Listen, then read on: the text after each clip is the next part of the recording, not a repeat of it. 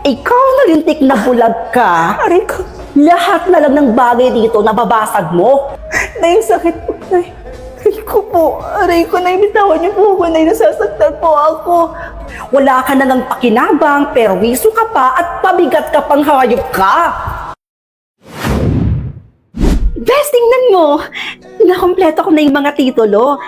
Siguro sa susunod na araw, mapapatayo na yung mall. Talaga? Eh di mabuti. Naku, ito na yung pinakamatagal mo nang hinihintay. Pero Best, tinuloy mo pa rin ba na pati yung lupain ng pamilya mo, binili mo? Oo naman. Kaya pa yun naman talaga yung plano ko mula umpisa pa lang. Nabilhin ang mga lupain nila nang manirahan sila sa kalsada at maranasan nila yung ginawa nila sa akin. Sa totoosin nga, kulang pa nga yun eh. Kasi gusto ko, mas gumapang sila sa hirap. Best, hindi sa nangingialam ako ha. Hindi yata parang sobrang naman yung ginagawa mo sa pamilya mo. Hindi mo pa rin ba sila napapatawad hanggang ngayon? Best, kawawa yung pamilya mo. Hindi ka ba naaawa sa kanila?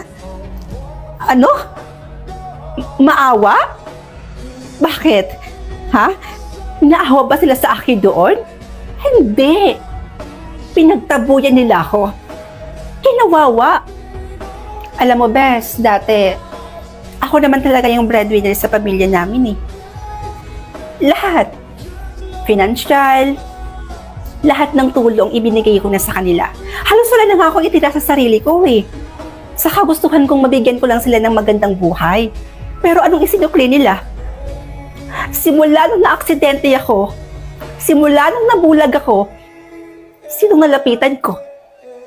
Wala. Dahil yung pamilyang inaasahan ko na tutulong sa akin, nasan sila? Pinagtabuyan nila ako.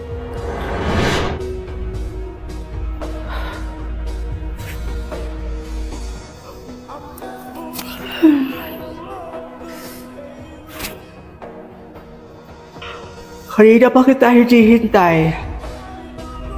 Tandag-tanda ko na. Pinupuyat mo pa ako. Nay, sorry po nag-OT po kasi kami ngayon sa mall. Nag-overtime kami dahil holiday po ngayon at marami pong tao.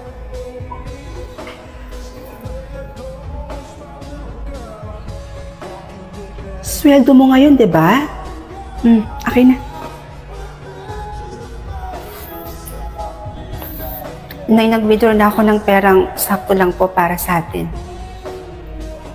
Ito po yung para sa kuryente, tubig, at para sa pagkain po.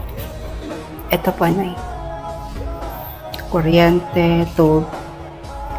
O anak, pambayad lang to ng kuryente at tubig. Asa naman yung allowance ko? Alam nga namang anak, ito lang yung ibibigay mo. Nay, pwede po bang sa susunod na lang po? Sakto lang po kasi yung perang ni-withdraw ko, tsaka kailangan ko rin po ng perang panggastos. Eh, ang dami-dami pa nga niyan. Akin na nga yan.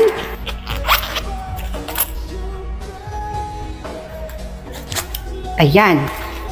Nay, simula sa araw na to, ako na mismo ang hahawak ng ATM mo, ha? Bakit kailangan niyo pang kunin yung ATM ko? Eh, nagbibigay naman po ako sa inyo ng pera. Nay, hindi naman po ako nagkukulang sa inyo eh. Hoy, tandaan mo, nanay mo pa rin ako. Utang mo sa akin lahat ng meron ka ngayon. Kaya pagdating sa pera mo, ako pa rin dapat ang masusunod. Naiintindihan mo.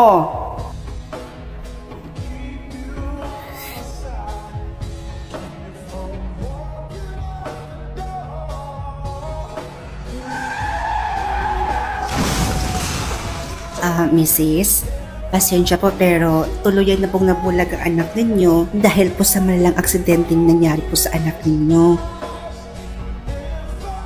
Nay? Nay, anong ulam natin? Aba, ang lakas naman yata ng loob mo maghanap ng ulam. Bakit? May ibinigay ka bang pera sa akin pambili ng ulam mo? Eh lahat nga ng ipon mo sa pagpapagamot mo lang napunta. Dahil sa katangahan mo. Alam mo kung hindi ka lang naman nagpakatanga at nagpakasagasa, eh di sana ang ganda ng buhay natin ngayon. Kaya mag-ulam ka ng asin.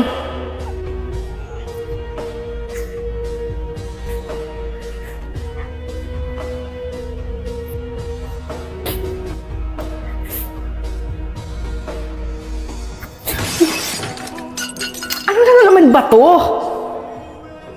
Nakabasag ka na naman? Nay, sorry po. Sorry po, hindi ko po sinasadya. Araw-araw na lang, Jasmine! Halika nga rito. Ikaw na lintik na bulag ka. Aray ko. Lahat na lang ng bagay dito nababasag mo. Nay, sakit po, Nay. Aray ko po. Aray ko, Nay. Bitawan niyo po ako, Nay. Nasasaktan po ako. Wala ka na ng pakinabang, perwiso ka pa at pabigat ka pang hayop ka. Buisit! Kahit kailan talaga, perwiso talaga yung dala ng bata niya dito. Ay, nako. Kayo naman kasi, Nay. Nagpapaka-stress pa dyan sa bulag na yan. Alam nyo, kung ako sa inyo, iwanan nyo siya dun sa kalsada. Doon sa malayo, sa malayong lugar, kung saan pwede siyang mamalimos. Ewan ko na lang talaga kung makabalik pa yan dito. Nay, saan po ba talaga tayo pupunta? Kanina pa po kasi tayo lakad ng lakad eh. Pagod na po ako. Oh, nandito na pala tayo. Ay ko. Oh, itong lahat ng gamit mo. Dito ka lang ha. Bakit, Nay? Saan po kayo pupunta? Sundin mo lang yung sinabi ko. Dito ka lang at wag na wag kang aalis dito. Naiintindihan mo? Babalikan kita kaagad. O sige, Nay. Antayin ko po kayo dito. Bumalik po kayo kaagad, Nay, ha? Sige na.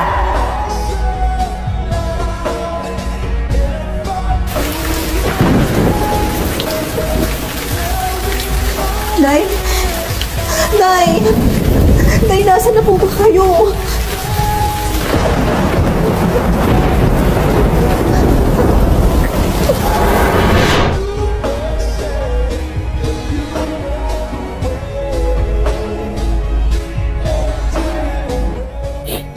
Buti na lang at nakita ako ng mama mo.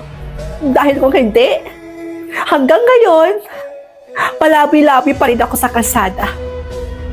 Baka hanggang ngayon, hindi ko alam kung buhay pa ba ako. Tapos yung pamilya ko, habang wala ako, namumuhay sila ng payapa, masaya, habang ako nagdudusa. Kaya kung hinihiling mong patawarin ko sila, hindi ko yun gagawin. Mas gugustuhin ko pang manirahan na kulit sa kalsada o mas gugustuhin ko pang mabulag kaysa patawarin pa sila. Hindi ko yun sila mapapatawad kahit kailan. Sisi? Yes? Anong klaseng pagmumukha yan? Papalitan mo na ba si Shrek? Magkikita kasi kami ng manliligaw ko next week, sis. Dapat fresh at maayos naman yung itsura ko kapag nagkita kami. Ano pala yung green-green na yan na nilagay mo dyan sa mukha mo? Eto lang naman ang Glad to Blow Mugwort Clay Stick. Nakakatulong ito sa acne-prone at oily skin na katulad ko. Nakakatanggal din siya ng acne and redness. Paano ba yan gamitin? 2 to 3 times ko lang ito ginagamit at pwede itong i-apply ng morning or night. Travel-friendly size lang siya at ang cute ng lagayan. Ang Mugwort Clay Stick ay madaling gamitin sa matigas na bahagi tulad na lang ng gilid ng ilong. And of course, FDA approved. Bibili rin ako dyan, sis. Lakas makabudol eh. Sige nga, tingnan nga natin kung bagay sa'yo. Sige, wait. Wow! Bagay nga. Lakas ng dating mo kapag nakasombrero. Bigaon, bahog bilat. Nilalandi mo pala yung boyfriend ko? Hoy, hindi ah. Saan mo naman nalaman yan? Umalis ka nga sa harapan ko. Bigaon.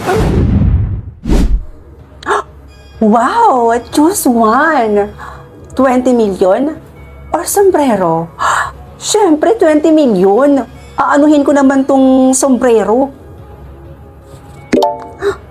Ha? Bakit naging sombrero to? Ang daya naman. Kakawid ko dito. Kakainis. Rods, bago ba yung sombrero mo? Ito? Oo. Kakabili ko lang kanina. Ay, we? Sige nga, tingnan nga natin kung bagay sa'yo. Sige, wait. Wow! Bagay nga. Lakas ng dating mo kapag nakasombrero. Bigaon, bahog bilat. Nilalandi mo pala yung boyfriend ko? Hoy, hindi saan mo naman nalaman yan? Umalis ka nga sa harapan ko. Bigaon. Uy, Rods, teka. Magpapaliwanag muna ako. Ayaw mong umalis? Hindi ako naaalis. Nahiya pa ako sa'yo. Wow! Ang ganda pala ng sombrero na to, In fairness. Besh! Oh, Bes! Saan ka pupunta at anong ginagawa mo? Uy, Besh, ano ka ba? Nagtatanong ako. Uy, Bes, hindi ka pala nakakatulog kapag hindi ka nakakapagkape? Uy, paano mo nalaman yun? Biggest secret ko yun eh. Hindi ko rin alam. Siguro tsamba lang? Sige, alis na ako. Tsamba ba yun? Napakahiwaga naman ng sombrero na to. Lahat ng sikreto, nalalaman ko. Ay, Rods! Aling Marites. Rods, nalaman mo na ba kung anong nangyari sa kapatid mo? Bakit po? Anong nangyari sa kapatid ko? Kasi yung kapatid mo yun, isang oras nang nawawala. Nawawala? Oo. Bakit? Dinukot daw ng taong hindi kilala? Diyos ko, hindi pwede to. Kailangan kong iligtas ang kapatid ko. Gamit ko kaya tong sombrero. Baka malaman ko kung nasaan yung kapatid ko. Kapag hindi pa dumating ang ate mo, papatayin na kita. Hindi ako papayag. Ililigtas kita, kapatid ko. Rod, saan ka pupunta? Ililigtas ko yung kapatid ko. Malahimik ka. Pakawalan mo yung kapatid ko. Ate! Mabuti naman at dumating ka na. Tita Mirna? Ikaw? Ikaw ang kumidnap sa kapatid ko? Ako nga. Bakit mo ginagawa to? Pakawalan mo yung kapatid ko. Papakawalan ko lang yung kapatid mo sa isang kondisyon. Ibigay mo sa akin yung mahiwagang sombrerong suot-suot mo ngayon.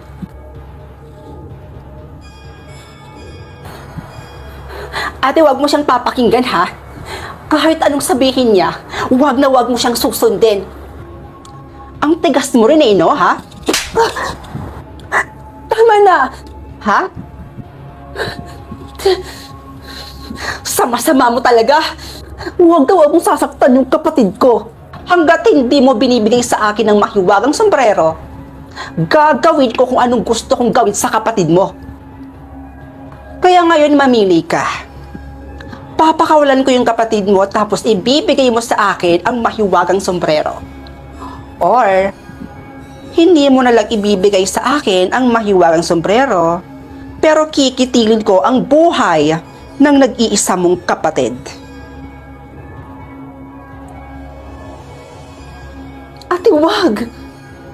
Bibilang ako ng 3. Kapag hindi mo pa binigay sa akin ang mahiwagang sombrero, pasensyahan na lang tayo at papatayin ko na ang nag-iisang kapatid mo mismo sa harapan mo.